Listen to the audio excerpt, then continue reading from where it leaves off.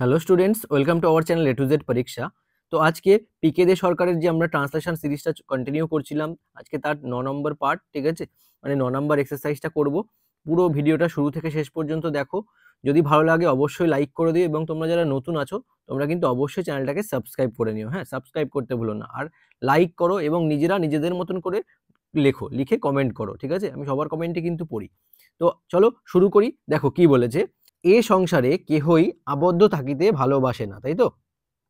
তাহলে প্রথমে লাইনটা ভালো করে বোঝো যে কেহই আবদ্ধ থাকিতে ভালোবাসে না, তার মানে কি কেহই, তাই তো? তার মানে কেহ বলতে নো ওয়ান, নো ওয়ান, হ্যাঁ, ইন দিস ওয়ার্ল্ড, ঠিক আছে? No one in this world, এখানে এ সংসারে বলতে no one in this world, ঠিক আছে? কি করতে ভালোবাসে না? আবদ্ধ থাকিতে ভালোবাসে না। কি লিখবো? কন্টেন্স প্রেজেন্ট ইনডেফিনিট কিন্তু, হ্যাঁ। লাইকস টু রিমেইন কনফাইন্ড, ঠিক আছে? Full stop. বোঝা গেছে কি বললাম? No one in this world likes to remain confined, confined মানে আবদ্ধ থাকা, বোঝা গেল? সকলেই স্বাধীন হইতে চায়, তার মানে এভরিওয়ান ডিজায়ার্স ফ্রিডম, এভরিওয়ান কি করতে চায়? স্বাধীন হইতে চায়, তাই তো? Desires freedom.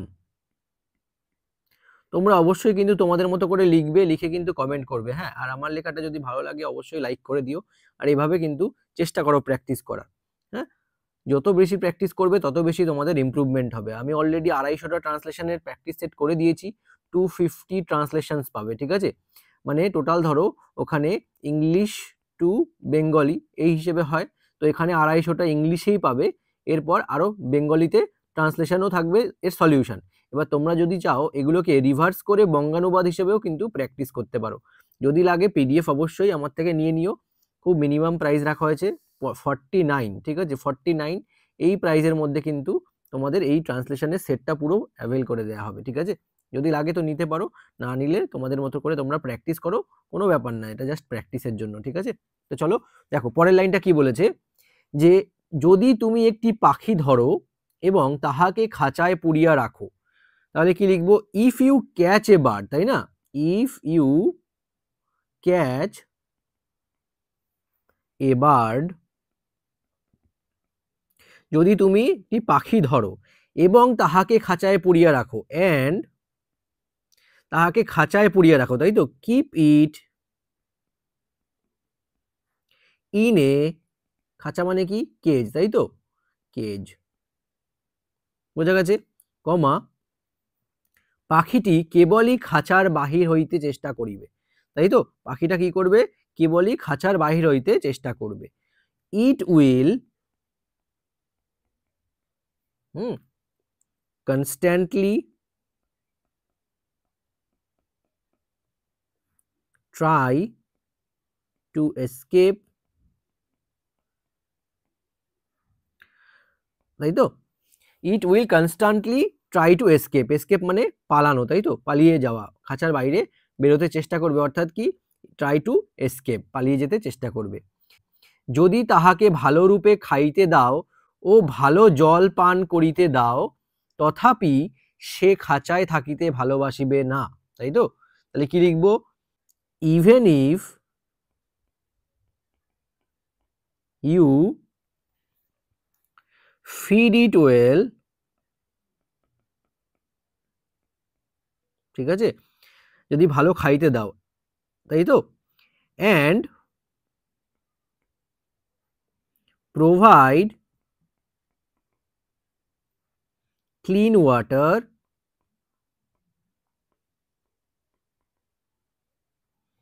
কমা, ভালো জল পান করিতে দাও, তথাপি সে খাঁচায় থাকিতে ভালোবাসিবে না, তাই না? তো কি লিখবো? ইট will not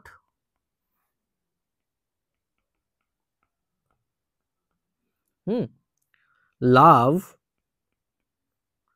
staying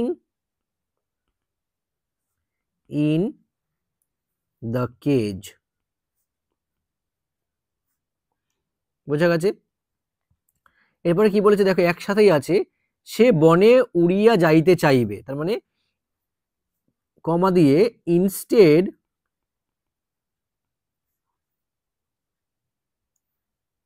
it will, ইনস্টেডের পরেও একটা কমা দেবে, ইট উইল কি হবে, লং মানে চাইবে, তাই তো, long to fly freely in the forest, full stop. বোঝা গেল? এটা হলো কিন্তু এই লাইনটার পুরোটার মানে, যে even if you feed it well and provide clean water it will not love staying in the cage, তাই তো, এটা ভালো মানে খাঁচাতে তাও থাকতে চাইবে না। Instead it will long to মানে চাওয়া, ডিজায়ার করা, it will desire to fly, হ্যাঁ, ফ্রিলি ইন দ্য ফরেস্ট। বোঝা গেছে?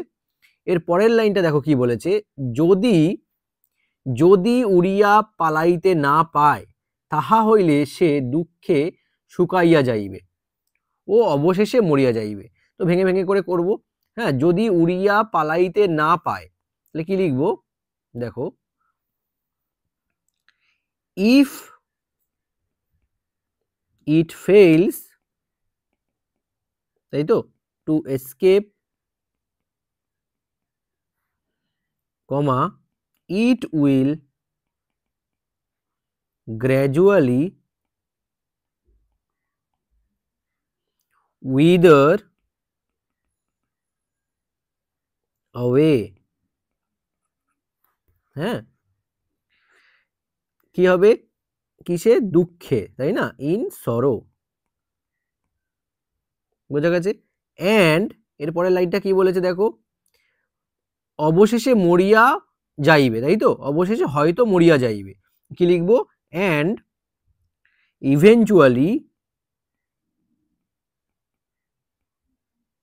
ইভেনচুয়ালি মানে পরিণামে বা অবশেষে, ঠিক আছে, die, full stop.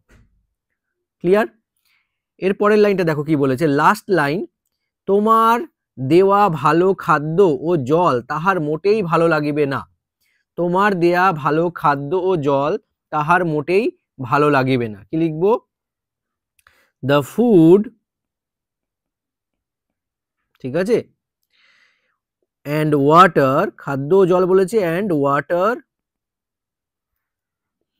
You provide